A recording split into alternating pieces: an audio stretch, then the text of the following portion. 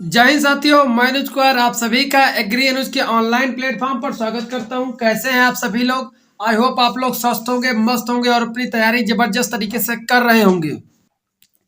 तो आज का हमारा जो टॉपिक होने वाला है वो होने वाला है सभी विषय के महत्वपूर्ण प्रश्न। जैसा कि आप लोगों को पता है, डेली ये सुबह क्लास चलती है 7 बजे। ठीक है, तो इसमें जो है आपके इंपॉर्टेंट क्वेश्चन होते हैं पूरे सभी जितने भी आपके विषय हैं। 6 विषय हैं, 6 विषय के आपके 5-5 क्वेश्चन रहते हैं, यानी कि 30 क्वेश्चन आपके रहते हैं। इससे क्या होता है कि आपके जितने भी सब्जेक्ट है वो एक ही दिन में एक ही वीडियो में रिवाइज हो जाते हैं।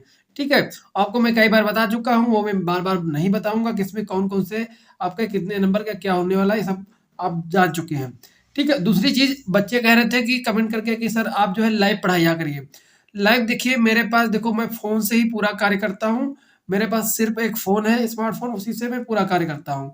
इसलिए मेरा लाइव करने के लिए उसके लिए कई सारे संसाधन होने चाहिए, जैसे कि वाईफ़ाई होना चाहिए, अच्छा कनेक्शन हो जाना चाहिए, लैपटॉप होना चाहिए, ये सब कई सारी चीज़ें होती हैं, वो सभी होनी चाहिए, तभी लाइव कर पाओगे। इस ये सभी संसाधन मेरे पास अभी अवेलेबल नहीं है, ना मैं अभी कैपेबल हूँ कि इतना कि मैं उससे खरीद सकूँ, ठीक है? तो इसलिए अभी तक आपको मैं इसी प्रकार से वीडियो दे पाऊँगा। कोशिश करूँगा कि जैसे ही जैसे कुछ हो जाता है, तो आगे मैं आप लोगों के लिए लाइव करने की कोशिश करूँगा, क्योंकि फ़ोन देखिए ज़्यादा उस पे अगर प्रेशर दूँगा फिर अब ये भी वीडियो बनाना मुझे परेशानी होने लगेगी, ठीक है? आप भी बताएँ कि स्टोरेज वगैरह हो जाता है, फुल हो जाता है, सारी चीज़ें काफ़ी प्रॉब्लम आती हैं, ठीक है? तो बाकी आप लोगों के लिए मैं उसका आइडिया मतलब जो वो जो सब्स्टिट्यूट होता है वो मैंने निकाला है। जैसे कि आप लोग कह रहे थे कि सर आप को जल्दी-जल्दी बता देते हैं ताकि आंसर मुझे देने का मौका नहीं मिलता है। तो देखो मैं आंसर यहाँ पर क्या करूँगा, ढक लूँगा, आपको पहले आंसर बताऊँगा नहीं। ठीक है? तो अब आप लोग अपने आप खुद क्वेश्चन पढ़िएगा और खुद अपना जो आपको लग रहा होगा इसका आंसर क्या होगा, वो अपने पास लिख लीजिएगा। ठीक है? उसके बाद मैं जब आंसर बताऊँ तो आप मिला लीजिएगा। ठीक है? इससे आपका क्या होगा, रिवीजन भी होता रहेगा और आपको ऐसा भी लगेगा हाँ, मैं क्वेश्चन कितने कर पा रहा हूँ, ये भी आपको पता चलेगा। ठीक है?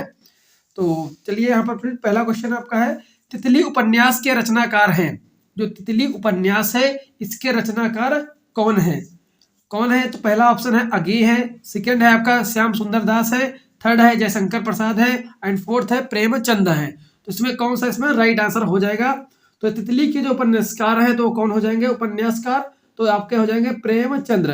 कौन? प्रेमचंद्र इसके राइट आंसर हो जाएंगे। मुंशी जो प्रेमचंद्र हैं उनका उपन्यास है तितली। इंपॉर्टेंट है, तितली किसका उपन्यास है? तो प्रेमचंद्र का है। और इनके कौन कौन से उपन्यास है? तो कंकाल इनका एक उपन्यास है। क्या है? कंकाल भी एक इनका उपन्यास है, कंकाल। और इनका एक उपन्यास है इरावती। एक और है, क्या है? इरावती। इरावती किसका उपन्यास है? तो ये मुंशी प्रेमचंद्र का है। और इसमें याद रखिएगा इरावती जो है वो अधूरा था। कैसा? अधूरा था। ठीक है, इसे इन्होंने पूर्ण नहीं कर पाए थे ये, उससे पहले इनकी डेथ हो गई थी। ठीक है, तो ये इनके 3 जो है महत्वपूर्ण उपन्यास हैं। और जिसमें आपको याद रखना है कि तितली और कंकाल, तितली तितली कंकाल और इरावती। ठीक है, ये मुंशी प्रेमचंद्र के हैं। 2-3 बार आप याद करोगे तो आसानी से याद हो जाएगा। ठीक है, देखो या फिर ऐसे कुछ बना सकते हो, ऐसे ठीक है, अगर बनाना चाहो तो प्रेम किससे किया जाता है? प्रेम किससे किया जाता है? तितली से करते हैं। क्यों? क्योंकि वो रंग बिरंगी होती है। ठीक है, वो कलरफुल होती है, इसलिए हम प्रेम किससे करते हैं? तितली को देखकर हमारे मन में क्या आता है? उसके प्रति प्रेम आता है। ठीक है, लेकिन वहीं पर जो आप बात करें उसके कंकाल का देखकर क्या होगा आपको? तो घृणा ईर्ष्या आएगी, मतलब कि ईर्ष्या होने लगेगी। ठीक है, उसके कंकाल को देखकर मतलब थोड़ा आपका मन भटक जाएगा या फिर वो आपको उसके देखने को मन नहीं करेगा, ईर्ष्या होने लगेगी। ठीक है, तो ऐसे करके कुछ कोरिलेट करके 2-3 बार जब करोगे ना, बाद में जब आप एमसीक्यू सॉल्व करोगे तो अपने आप तुम्हारे माइंड में सेटअप हो जाएगा ये। ठीक है, ये कॉन्सेप्ट बहुत आसान रहता है, वह काफ़ी अच्छा रहता है कि ताकि आप उसको कोरिलेट करके मतलब कि आंसर तक पहुँच पाएँ। नेक्स्ट आपका है शेखर एक जीवनी। नेक्स्ट क्वेश्चन है शेखर एक जीवनी के लेखक है। कौन लेखक है? शेखर एक जीवनी के लेखक कौन है? तो पहला ऑप्शन आपका हो जाएगा भीष्म साहनी, सेकंड है जयशंकर प्रसाद, और आपका जो है थर्ड हो जाएगा अगे, एंड फोर्थ हो जाएगा भगवती चरण वर्मा। तो इसका राइट आंसर क्या बनेगा? तो इसमें राइट आंसर आपका क्या हो जाएगा? वो हो जाएगा आपका अगे। अगे जो जी हैं तो वो आपके शेखर एक जीवनी के लेखक हैं। शेखर एक जीवनी के लेखक कौन है? तो वो आपके हो जाएंगे अगे। ठीक है, नेक्स्ट क्वेश्चन है जयशंकर प्रसाद को आपको नहीं याद करना है इसमें, जैसे कि आपको बस बताएं इसकी जीवनी इनकी। जीवनी, जैसे जीवनी परिचय आपको आता है आप लोगों में, तो उसमें जयशंकर प्रसाद जो इम्पोर्टेंट में आते हैं, ठीक है। ऐसे ऐसे जो इम्पोर्टेंट है वो भी आपको साथ ही साथ बताता रहूंगा। जयशंकर प्रसाद की जो जीवनी है वो इम्पोर्टेंट है, ठीक है। ये इसे नोट आउट कर लीजिएगा आप लोगों में। अगर आप जीवन परिचय तैयार करना चाहते हैं तो आप लोग इसे जरूर तैयार करिएगा। वहीं प्रेमचंद को जो मैंने बताया, इनकी भी जीवनी इंपॉर्टेंट है, इसे भी तैयार कर लीजिएगा, ठीक है। जैसे भी जो ज्यादा इंपॉर्टेंट आएंगे मैं आपको बीच बीच में बताता रहूंगा ऐसे करके। इससे क्या होगा, आपके लॉन्ग क्वेश्चन भी तैयार होते रहेंगे। बाकी मैं जीवनी के लिए मैं प्लान कर रहा हूँ कि आप लोगों को जीवनी को मैं शॉर्ट फॉर्म में और कैसे लिखा सकता हूँ, तो ऐसे मैं कोशिश करूंगा आप लोग को प्रोवाइड कराने का, लेकिन आप लोग पढ़ते रहिएगा। नेक्स्ट आपका है अनिल और अनल। अनिल और अनल के क्या अर्थ होते हैं? तो अनिल और अनल के क्या अर्थ होते हैं? देखो, अनिल अनिल होती है वायु। अनिल क्या होती है? वायु। अनल क्या होती है? आग। तो यहाँ पर पहला ऑप्शन आपका हो जाएगा फर्स्ट, वायु। अनिल किसको कहते हैं? वायु को कहते हैं। अनल किसको कहते हैं? और आग को और किस नाम से जाते हैं? पावक को कहते हैं। पावक। पावक किसको कहते हैं? आग को कहते हैं। अग्नि किसको कहते हैं? अग्नि। अग्नि को भी हम पावक को भी पावक को अग्नि भी कहते हैं, अग्नि को आग भी कहते हैं। यानी कि ये कहें कि सभी किसके के पर्यायवाची हैं, ठीक है, पर्यायवाची हैं, ठीक है, ये सभी इसी के पर्यायवाची हो जाएंगे। वहीं पर कमल की अगर बात करें, कहीं पर आपको कमल का पर्यायवाची आपको लिखना हो तो जहां पर लास्ट में जा आ जाए, क्या, जैसे जलज, जलज, ठीक है, अब्ज, लास्ट में जब जा आता है वो दिखाता है कि वो किसका पर्यायवाची होगा, वो कमल का होगा। वहीं पर जब लास्ट में जो है दा आ जाए, दा लास्ट में जब दा आ जाए तो वो हो जाएगा तुम्हारा बादल का पर्यायवाची। किसका? बादल का। जिसमें कि आपका जैसे हम अगर बात करें तो अब्द, ठीक है, इस पर वारिद, ठीक है। तो इस प्रकार से मतलब बन जाते हैं। थोड़ा इसको कोरिलेट करेंगे तो आप आसानी से समझ पाएंगे। जहां पर जय, इसका मतलब होता है जैसे कि जलज, यानी कि जल में उत्पन्न होने वाला। जामिस होता है जन्म, जल में उत्पन्न जन्म लेने वाला, यानी कि कमल, ठीक है। इस प्रकार से इसे जिसके लास्ट में जा आता है वो कमल का पर्यायवाची होता है, जिसके लास्ट में दा आ जाता है वो बादल का पर्यायवाची होता है। नेक्स्ट क्वेश्चन है आपका, पवन का संधि विच्छेद कीजिए। पवन का संधि विच्छेद क्या होगा? मैंने आपको संधि विच्छेद वाली वीडियो ले चुका हूं, आपकी क्लास डिटेल में उसमें बताया है आप कैसे संधि को करते हैं। तो पवन का संधि विच्छेद क्या होगा? तो आपको बताए थे कि यह अयाद संधि में क्या होता है? पौ। एक होता है औ। तो इसमें आपका राइट आंसर क्या बनेगा? तो राइट आंसर आपका बनेगा आपका पोधन अन्न। पोधन अन्न बनेगा। और इसमें संधि कौन सी हो जाएगी? तो अयाद संधि हो जाएगी। कौन सी? अयादी संधि हो जाएगी, ठीक है। ये आपको मैं बता चुका संधि वाली। अगर वीडियो आप लोग नहीं देखे तो आप जरूर देख लीजिएगा। ऊपर आपको आई बटन में मिल जाएगा, प्लस आपको डिस्क्रिप्शन बॉक्स में भी मिल जाएगी वीडियो। नेक्स्ट आपकी है ओल्गा से गंगा, गद्य विधा की दृष्टि से है, ठीक है। ओल्गा से गंगा गद्य विधा की दृष्टि से है, मतलब कि ओल्गा से गंगा एक रचना है, वो कौन सी विधा की है, मतलब कि वो क्या है? कहानी है, उपन्यास है, आत्मकथा है, या यात्रा वृत्तांत है? तो ये क्या है? तो ये कहानी संग्रह है। तो ये किसकी कहानी संग्रह है? तो ये राहुल। तो ये किसकी संग्रह है? तो ये आपकी राहुल द्वारा, राहुल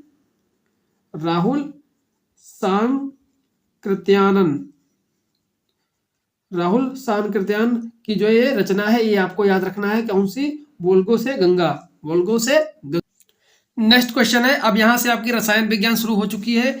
एल्युमिनियम फास्फेट में फास्फेट मूलक की संयोजकता क्या होती है? संयोजकता आपको क्या होती है इसमें, ठीक है। तो क्या होगी इसमें? तो जो आपका एल्युमिनियम फास्फेट है, तो यहाँ पर देखिए एल्युमिनियम की संयोजकता कितनी होती है? 3 होती है। फास्फेट की भी 3 होती है। कितनी होती है? 3 होती है। इसी के कारण यहाँ पर जो है इसके आगे नहीं लिखा हुआ। जैसे कि अगर हम बात करें, जैसे कि हमारा सोडियम कार्बोनेट होता है, ठीक है, तो इसमें क्या होती है? कार्बोनेट जो होता है यहाँ पर आपकी संयोजकता दिखाई दे जाती है, ठीक है। अब जैसे यहाँ पर देखोगे एल्युमिनियम और यहाँ पर फास्फेट, अब इसकी संयोजकता 3 होती है, इसकी भी संयोजकता 3 होती है। जब क्रॉस इसमें बनते हैं, ठीक है, तो यानी कि यहाँ पर एल्युमिनियम 3 या PO4 का होल थ्राइस, इस प्रकार से, ठीक है। तो चाहे ये है तो यहाँ पर 3 दोनों की तरफ है, तो इसीलिए इसको 3 को नहीं लिया जाता है, डायरेक्ट आपको इसको इस प्रकार से लिख दिया जाता है, ठीक है, इस प्रकार से, ठीक है। तो यहाँ पर संयोजकता कितनी हुई? वो 3 ही होगी। नेक्स्ट क्वेश्चन है, मोम का पिघलना और कौन सा परिवर्तन है? मोम का पिघलना कैसा परिवर्तन होता है? तो मोम का पिघलना क्या होगा? तो ये आपका राइट आंसर इसमें क्या बनेगा? भौतिक होता है या ऊर्ध्वपातन होता है या रासायनिक होता है या इनमें से कोई नहीं। जो आपका भौतिक परिवर्तन होता है इसका मतलब क्या होता है कि जो रिवर्सेबल हो, यानी कि वो परिवर्तन हो जाए बाद में वापस उसी भाव में हम ला सके। जैसे कि बर्फ का गलना, बर्फ क्या होती है? गल जाती है पानी के रूप में, बाद में उसी को हम जमा कर फिर से बर्फ में ला सकते हैं। उसी प्रकार से मोम गल जाता है लेकिन उसको हम फिर से उसको ढाल सकते हैं साथी में, मोमबत्ती फिर से बना सकते हैं। लेकिन वहीं पर अगर पूछा जाए कि मोमबत्ती का जलना, तो वो रासायनिक हो जाएगा। ठीक है, तो यहाँ पर राइट आंसर आपका भौतिक हो जाएगा। कौन सा? भौतिक। अभी पूछता होता है यहाँ पर जलना मोम का, मोमबत्ती का जलना, तो आपका रासायनिक में चला जाता। वहीं पर अगर ऊर्ध्वपातन की अगर बात करें तो ऊर्ध्वपातन में क्या होता है कि ठोस से सॉलिड, सॉलिड से डायरेक्ट गैस बन जाती है।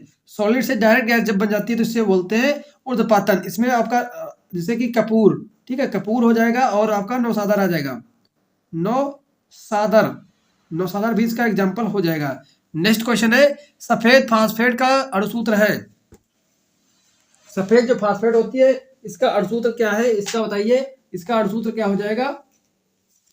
इसका अणुसूत्र क्या हो जाएगा? तो इसमें आपका राइट आंसर क्या बनेगा? तो इसमें आपका राइट आंसर क्या बनेगा? पहला है P, सेकंड है P2 एंड थर्ड है P4। तो इसमें आपका राइट आंसर क्या बन जाएगा? तो इसमें आपका राइट आंसर हो जाएगा P4। सफेद जो फास्फोरस होती है इसका जो अणुसूत्र होता है वो P4 होता है। नेक्स्ट क्वेश्चन है, स्थिर अनुपात का नियम किसने प्रतिपादित किया था? ये अनुपात वाला जो रासायनिक सहयोग वाला चैप्टर है ये इंपॉर्टेंट है आप लोगों के लिए। क्या है? इंपॉर्टेंट है। इसमें कौन कौन से, जैसे कि स्थिर अनुपात का नियम किसने प्रतिपादित किया था, ऐसे क्वेश्चन पूछे जाते हैं। तो इसमें आपका राइट आंसर क्या बनेगा?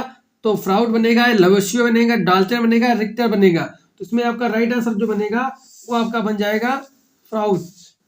फ्राउड ने जो है स्थिर अनुपात का नियम दिया था। ठीक है, स्थिर अनुपात का नियम दिया है। जैसे कि आपका बात करें कि जैसे कि जल है, तो जल का जो है उसका मान वो हमेशा स्थिर रहता, चाहे वो आपका पोखर का जल हो यानी तालाब का हो या फिर आप मिनरल वाटर पी रहे हो या डिजिटल वाटर जो होता है। ठीक है, ये सभी क्या है उसके मतलब कि अनुपात जो है वो स्थिर ही रहेंगे हमेशा।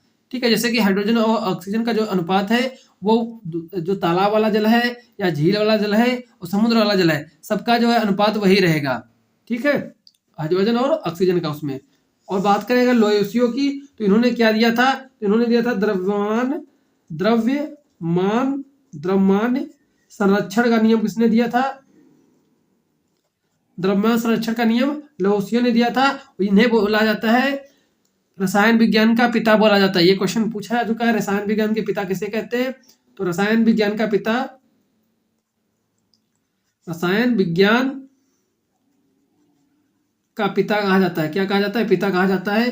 ठीक है, रिक्टर को क्या कहते हैं? रिक्टर ने क्या किया था इसको बताइए, रिक्टर ने क्या किया था? उससे पहले देख लेते हैं, ये आपका डाल्टन, डाल्टन ने क्या दिया था? ये गुणित अनुपात दिया था। क्या?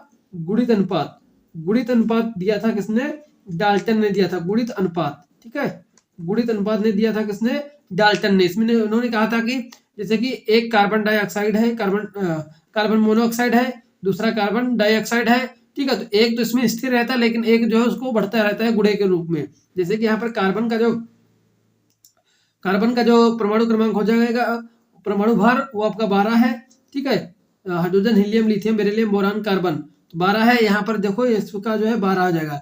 वहीं पर ऑक्सीजन का क्या है? ऑक्सीजन का हो जाएगा 16। ठीक है, यहाँ पर आपका 32 हो जाएगा। ठीक है, यानी कि एक तो स्थिर है लेकिन दूसरा बढ़ रहा है, इसी को बोलते हैं गुणित अनुपात। नेक्स्ट आपका आ जाएगा समान। चैनल को सब्सक्राइब करो पहले, हाँ जल्दी करो। मुझे पता है कि आप लोग नहीं करते हो, वीडियो देखते हो लेकिन सब्सक्राइब नहीं करते। ये लाल कलर का बटन नहीं, इसे दबाओ, जल्दी दबाओ, जल्दी दबाओ, फिर मैं शुरू करूँ। दबा दो जल्दी, दबा दिया, घंटी भी दबा देना। ठीक, समान ताप एवं दाब है। समान दाब क्या होता है? किस मतलब कि कौन सा ऐसा पॉइंट है जहां पर समान ताप होता है और समान ही दाब होता है, यानी इक्वल होते हैं, यानी कि टेम्परेचर और प्रेशर दोनों सेम होते हैं। यहाँ पर कह सकते हैं टीपी जो है वो हमारा कहाँ पर सेम होता है। तो इसका राइट आंसर आपका क्या बनेगा? 273 केल्विन ताप एवं 260 मिमी दाब, ये जो है आपस में बराबर होते हैं। यानी कि ये याद रखिएगा, 273 केल्विन ताप हो और 260 मिमी दाब हो, ये दोनों आपस में इक्वल होते हैं। नेक्स्ट क्वेश्चन है आपका, अब यहाँ से देखिए आपका जो है जूलॉजी शुरू हो चुका है। जूलॉजी जो है यहाँ से आपकी शुरू हो चुकी है। आर्थ्रोपोडा जंतुओं के श्वसन अंग हैं। आर्थ्रोपोडा के जो जंतु होते हैं उनमें श्वसन जो है किसके द्वारा होता है? देखिए अब आप लोग कमेंट अपने आप में सोच लीजिए, मतलब कि आपका कौन सा आंसर सही होना चाहिए आप लोगों के हिसाब से, ठीक है। इसी प्रकार से आपको प्रैक्टिस करना है, ठीक है। आर्थ्रोपोडा जंतुओं के श्वसन अंग हैं, कौन से हैं? फेफड़ा है, फेफड़ा है आपका, त्वचा है, ट्रेकिया है, वक्र है। तो इसमें आपका राइट आंसर क्या बनेगा? तो ट्रेकिया बनेगा। ये एक ट्रेकिया नामक जो है एक अंग पाया जाता है, जिससे कि आर्थ्रोपोडा में क्या आता है आपका? तो आर्थ्रोपोडा में जितने भी आपके इंसेक्ट हैं, इंसेक्ट अर्थात कैसे कि आपके मधुमक्खी है, मधुमक्खी है, मधुमक्खी है, और क्या है? तिलचिट्टा है, तिलचट्टा है। तिलचट्टा किसमें आता है? तिलचट्टा, तो ये भी आपका आर्थ्रोपोडा में ही आएगा, ठीक है।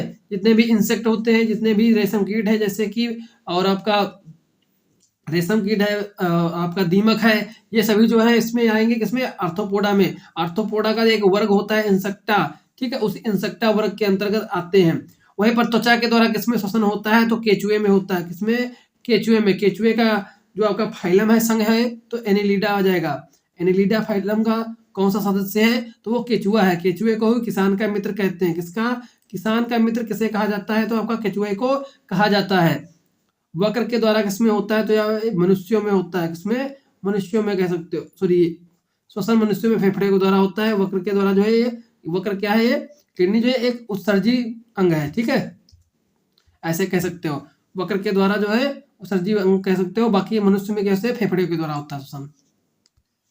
नेक्स्ट क्वेश्चन है, कबूतर के शरीर पर कितने प्रकार के पर पाए जाते हैं? तो कितने प्रकार के पर पाए जाते हैं कबूतर के शरीर पर? तो बात करें तो कुल जो है इसमें 3 प्रकार के पर पाए जाते हैं। इंपॉर्टेंट है, कबूतर के शरीर पर कितने प्रकार के पर पाए जाते हैं? तो आपके 3 प्रकार के पाए जाते हैं, जिसमें कि एक होता है कंटूर पिच, कंटूर पिच कहते हैं जिसे, एक ये होता है, एक होता है इसमें डबोन पिच होता है, डबन पिच होता है, और एक रोम पिच होता है। क्या? रोम पिच। रोम पिच मतलब पिच का मतलब होता है यहाँ पर से, ठीक है। तो कंटूर, डबन और रोम, ये 3 प्रकार के पाए जाते हैं। नेक्स्ट है फिलोसोफिक जूलॉजिक पुस्तक के लेखक कौन है? डार्विन है, अरस्तु है, लैमार्क है, कैरोलस लीनियस है। तो कौन है इसमें राइट आंसर? तो आपका लैमार्क आ जाएंगे। कैरोलस लीनियस किससे संबंधित है? तो वर्गीकरण, वर्गीकरण के पिता किसे कहते हैं? वर्गीकरण के पिता किसे कहा जाता है? तो इसे कहा जाता है कैरोलस लीनियस को कहा जाता है वर्गीकरण। फादर ऑफ टैक्सोनॉमी भी कहते हैं इन्हें। जीव विज्ञान के या बायोलॉजी के पिता किसे कहते हैं? तो अरस्तु को कहते हैं। किसको? अरस्तु को कहा जाता है। नेक्स्ट क्वेश्चन है, उत्परिवर्तितवाद के प्रवर्तक हैं। तो उत्परिवर्तन मतलब क्या होता है? म्यूटेशन। म्यूटेशन का जो है वो किसने दिया था या इसके प्रवर्तक कौन है? तो ह्यूगो डिवरीज है। ह्यूगो डिवरीज माना जाता है, ह्यूगो डिवरीज माना जाता है। इसमें होता क्या उत्परिवर्तन में? इसमें क्या होता है? Sudden heritable change of in any certain gene, यानी कि कोई भी मनुष्य है उसके अंदर जो जीन होते हैं उनमें अचानक कोई इससे परिवर्तन आ जाए। जैसे कि कोई व्यक्ति बैठा है, उसे अचानक में झटका आ जाए, यानी उसको कोई अचानक से कोई प्रॉब्लम हो जाए, ठीक है। तो उसी प्रकार से यहाँ पर प्रॉब्लम से मतलब नहीं है, यहाँ पर मतलब है कि उसके अंदर जो शरीर के अंदर जो डीएनए के अंदर जो जीन है उसमें जो चेंज हो जाता है अचानक, उसी को हम बोलते हैं उत्परिवर्तन। इसी प्रकार से देखो, कोई अगर पौधे पर जो कोई फल लगा हुआ है वो क्या होता है, कभी कभी उसका आधा पल्प दूसरे कलर का होगा, आधा कुछ जो है दूसरे कलर का होगा, यानी कि उसका गूदा आधा दूसरे रंग का हो जाएगा, आधा दूसरे रंग का हो जाएगा, ठीक है। तो ये सब किसके कारण हो जाता है? ये सब उत्परिवर्तन म्यूटेशन के कारण हो जाता है, ठीक है। ये ज्यादातर एप्पल वगैरह में ज्यादा देखने को मिलता है, सेब वगैरह में, ठीक है। तो इसको बोलते हैं उत्परिवर्तन। नेक्स्ट इसमें अगर और बात करें मेंडल की, तो मेंडल में जो है वो अनुवांशिकी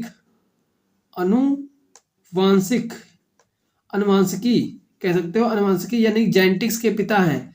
जेनेटिक्स का पिता किसे कहा जाता है? तो आपका मेंडल को कहा जाता है। नेक्स्ट क्वेश्चन है, डीएनए के अध्ययन के लिए कौन सी प्रवस्था उपयुक्त है? ये आपको सेल डिवीजन जब पढ़ाऊंगा तो आसानी से आप समझ पाएंगे उसको अच्छी तरीके से। अभी आपको बता देते हैं कौन सी इसमें प्रवस्था उपयुक्त होती है। Metaphase, anaphase, telophase. तो इसमें कौन सी होती है? तो आपकी मेटाफेज होती है। कौन सी? मेटाफेज। आपको बताएंगे PMAT ऐसे ट्रिक से बहुत आसानी से आपको पूरा समझा दूंगा। ले जा परदेसी दिल दीवाना, ऐसा बहुत अच्छी तरीके से आपको समझ में आ जाएगा जो आपकी प्रवस्थाएं हैं सभी। आप जब अरसूत्री वाला जो विभाजन वाला जब वीडियो आएगा उसे आप देख लीजिएगा अच्छी तरीके से, आपका पूरा कवर हो जाएगा। नेक्स्ट है, अब यहाँ से देखिए आपका गाजर का कुल गाजर किस कुल की है, यानी कि गाजर जो है डॉकस कैरेटा इसका साइंटिफिक नेम होता है। ये किस कुल से बिलोंग करती है, अम्लीफेरी, एलियेसी, मालवेसी, कोसीफेरी। तो इसका राइट आंसर आपका क्या हो जाएगा, तो ये आपके अम्लेसी फैमिली की बिलोंग करती है, अम्बेली फेरी से बिलोंग करती है। इसका मतलब क्या होता है इसकी फैमिली का, इसमें क्या होता है, इसमें जो फ्लावर आता है नहीं, इसमें जो फूल आता है तो कुछ ऐसा दिखाई देता है, यानी कि ऐसे ऐसे कुछ फूल जो है आपको दिखाई देता है अम्बल जैसा, जैसे कि छतरी होती है, छतरी जैसा आपको फूल दिखाई देता है, इसीलिए इसको हम अम्लेफेरी फैमिली कहते हैं। ठीक है, मालवेसी में क्या आता है, भिंडी आता है। इंपॉर्टेंट है, बहुत ज्यादा इंपॉर्टेंट है, क्योंकि वाइवा में जब आते हैं आपके वाइवा लेने वाले तो ये सब क्वेश्चन, क्योंकि वहां पर मालवेसी से सिर्फ एक ही भिंडी है, मतलब एक ही सब्जी है जो आप लोगों के में पढ़ने को है। ठीक है, वो कौन सी है, वो भिंडी है, मात्र एक। बाकी मालवेसी में आने की बात करें तो जूट भी इसी के अंतर्गत आता है। ठीक है, जूट भी आता है, कपास भी इसी के अंदर आ जाएगा। ठीक है, तो बाकी इसमें बात करें तो सिर्फ आपकी भिंडी भी इसमें आती है सब्जी के रूप में। ठीक है, तो ये क्वेश्चन बन जाता है। अब एलियेसी की अगर बात करें तो इसमें आपका प्याज आ जाएगा, प्याज आ जाएगा, और क्या आ जाएगा, लहसुन आ जाएगा। लहसुन, लहसुन किस फैमिली का है, तो आपका एलियेसी का है। क्रूसीफेरी की अगर बात करें, जितनी भी आपके कोल क्रॉप्स देखते हो, कोल क्रॉप्स, कोल क्रॉप्स में जैसे बंद गोभी, पत्ता गोभी, केल, ब्रुसेल स्प्राउट और नोल खोल यानी कि गांठ गोभी। ठीक है, ये सभी आपके किस में आ जाएंगे, तो आपकी कोसीफेरी में आ जाएंगी। कोल क्रॉप्स, कोल क्रॉप्स भी नहीं कह सकते हो, ये सभी कोसीफेरी में आ जाएंगी। नेक्स्ट है, वेरी वेरी इंपॉर्टेंट क्वेश्चन है, वो कई बार ये रिपीट भी हो चुका है। इसकी सलजम की बीज दर कितनी होती है, तो 3 से 4 केजी जो है ये तो मतलब कि इतना कॉमन क्वेश्चन है कि बार बार, जैसे कि धान का खैरा रोग और आपका ये क्वेश्चन। ठीक है, ये काफी कॉमन क्वेश्चन है, बार बार पूछे जाने वाले क्वेश्चन है। देखो एक मच्छर यहाँ पर शहीद हो चुका है, इसको मैं फेंक देता हूँ इधर। तो यहाँ पर देखिए नेक्स्ट है आपका केंद्रीय आलू अनुसंधान संस्थान कहाँ स्थित है, तो केंद्रीय जो आलू संस्थान है वो कहाँ पर स्थित है।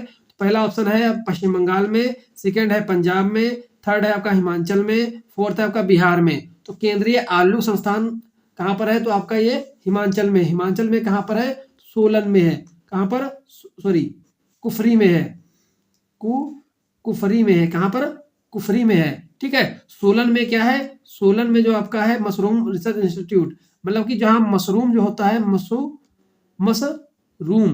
मशरूम का जो अनुसंधान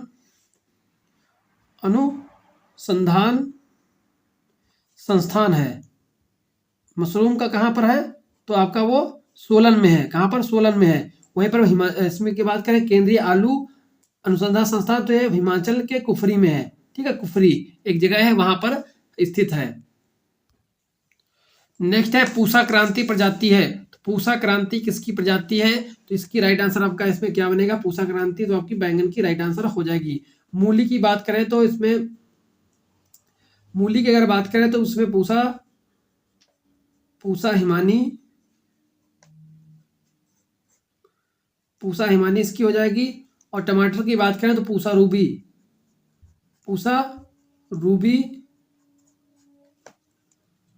अंगूर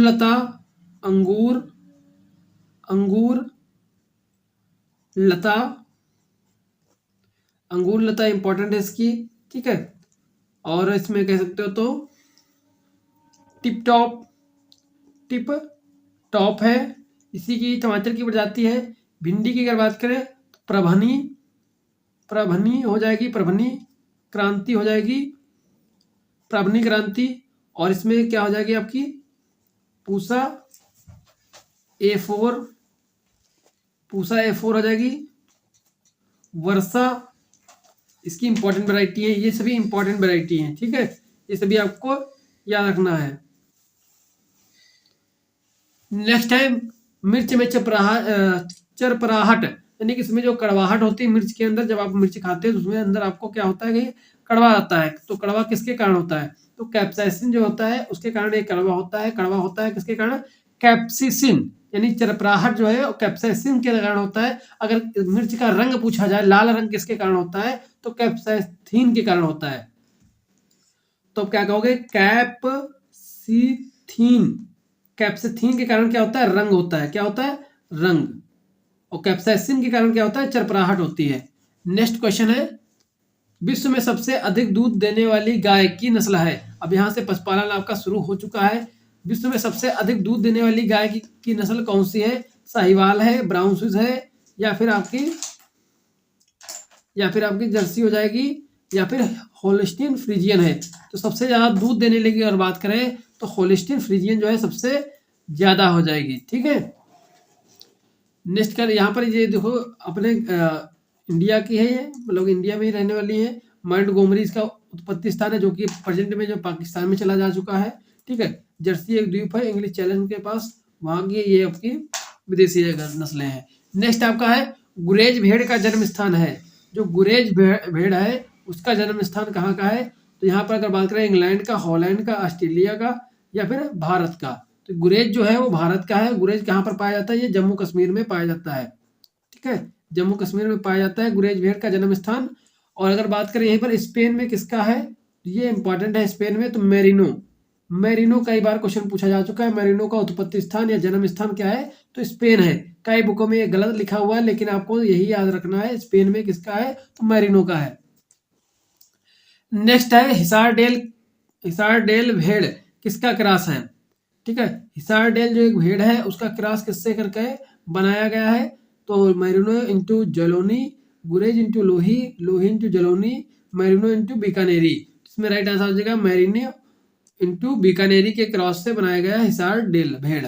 नेक्स्ट क्वेश्चन है आपका, एक अंडे का औसत भार कितना होता है? तो इसमें राइट आंसर आपका क्या बनेगा? एक अंडे का औसत भार कितना होता है? तो इसमें आपका राइट आंसर क्या हो जाएगा? तो ये आपका हो जाएगा 50 से 60 ग्राम होता है औसत भार। नेक्स्ट क्वेश्चन है, रानीखेत बीमारी है। रानीखेत एक बीमारी है, वो किसकी है? गाय की है, मुर्गी की है, बकरी की है, भेड़ की है। तो रानीखेत किसकी है? तो मुर्गी की एक बीमारी है। ठीक है, मुर्गी क्या है? एक पक्षी, यानी कि पंछियों में लगने वाली कौन सी बीमारी है? ऐसे भी क्वेश्चन बन जाता है। मुर्गी को ही हम कह सकते हैं एक पंछी है। क्या है? मुर्गी पंछी की कैटेगरी में आता है। तो रानीखेत किसकी बीमारी है? तो वो आपकी मुर्गी की बीमारी है। ये होती किसके कारण है? तो ये विषाणु के कारण होती है। किसके? विषाणु के कारण होती है, यानी कि वायरस के कारण ये फैलती है। ठीक है, ये भी आपको ध्यान रखना है।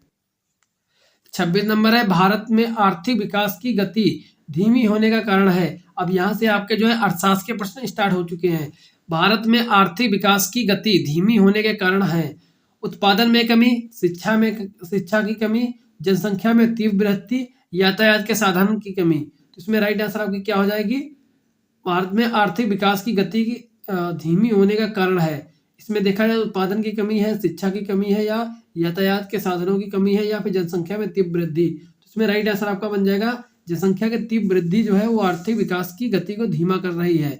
ठीक है, अब इनमें देखो सब लगेंगे तुम्हें सभी सटीक क्वेश्चन जो ऑप्शन है, लेकिन इसमें से कोई एक ही सही होता है।